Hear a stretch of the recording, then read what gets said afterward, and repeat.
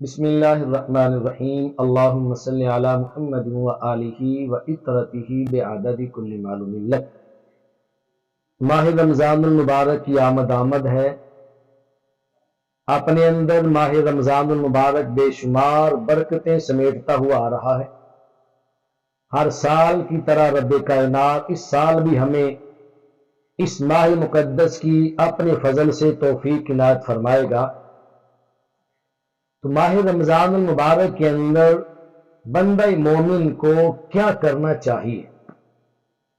رمضان المبارک میں کون کون سی عبادت اہم ہے اور رمضان المبارک میں مسلمان کو کون سے وظائف اور کون سی عبادت میں کثرت کرنی چاہیے؟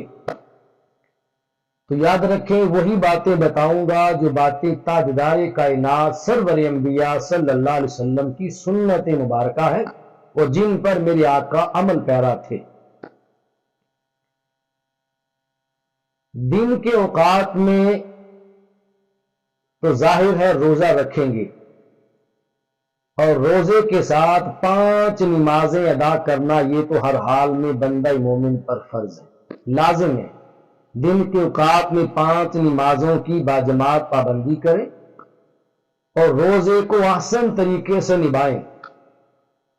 اپنے کانوں کو بری بات سننے سے محفوظ رکھیں، اپنی نگاہوں کو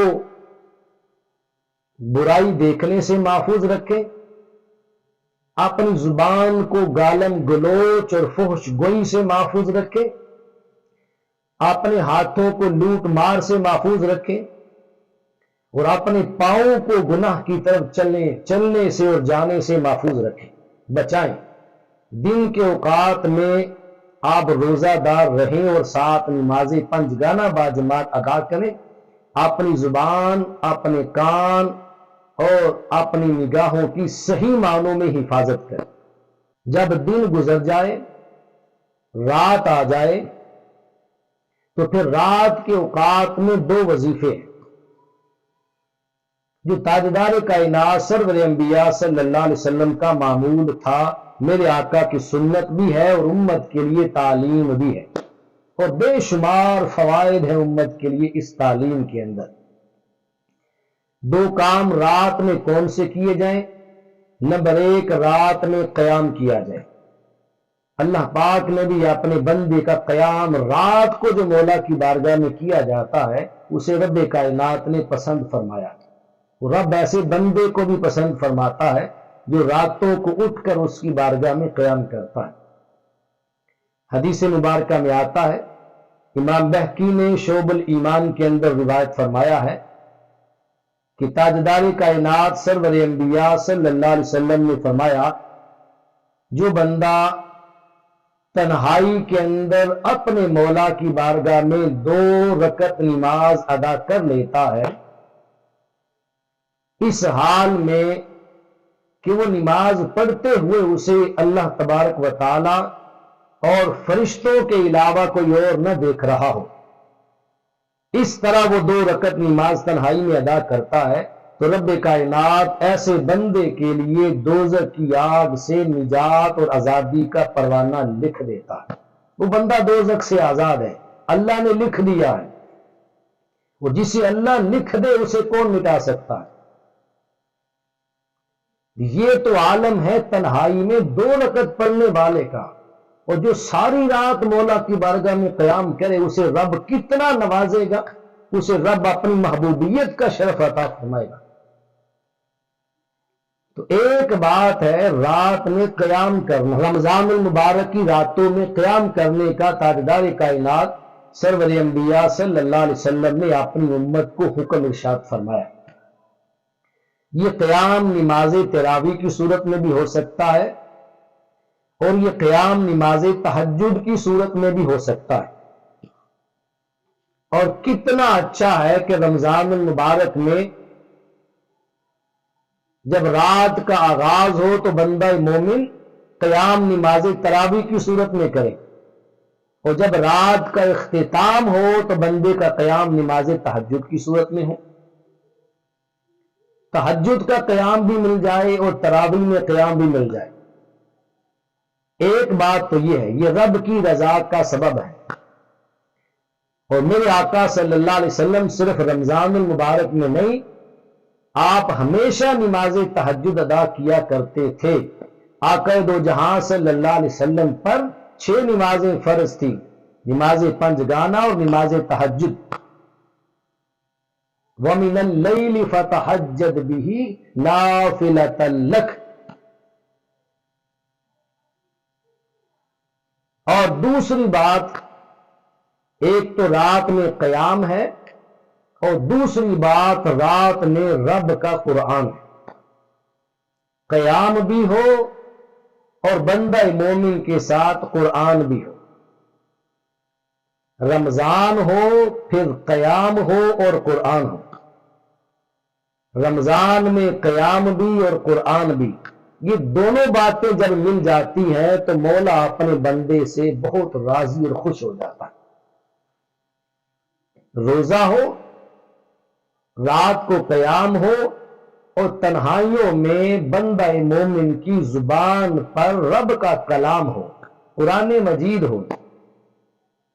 حدیث مبارکہ میں آتا ہے، حضور علیہ السلام نے فرمایا کہ جبریل امین علیہ السلام رمضان المبارک میں آ کر ہر رمضان میں میرے ساتھ قرآن مجید کا دور کیا کرتے ہیں۔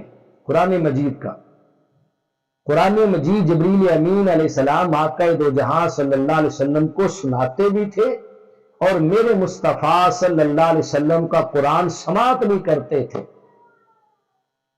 تو پتہ چلا کہ رمضان کی راتوں میں قیام کرنا بھی سنت تاجدار کائنات ہے، اور رمضان کی راتوں میں قرآن پڑھنا بھی سنت انبیاء ہے، سنت مصطفیٰ صلی اللہ علیہ وسلم ہے۔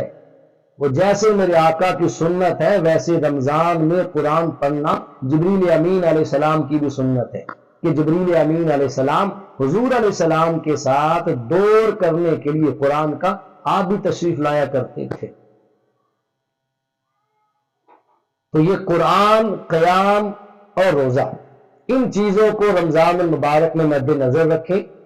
آخری بات ذہن نشین کر لیں کہ قیامت کے دن امام بہقی نے شعب الایمان کے اندر یہ روایت نقل فرمائی ہے، حضرت عبداللہ بن عمر رضی اللہ تعالی عنہ اس حدیث پاک کے راوی، آپ فرماتے ہیں کہ قیامت کے دن روزہ اور قرآن یہ دونوں اللہ کی بارگاہ میں شفاعت کریں گے۔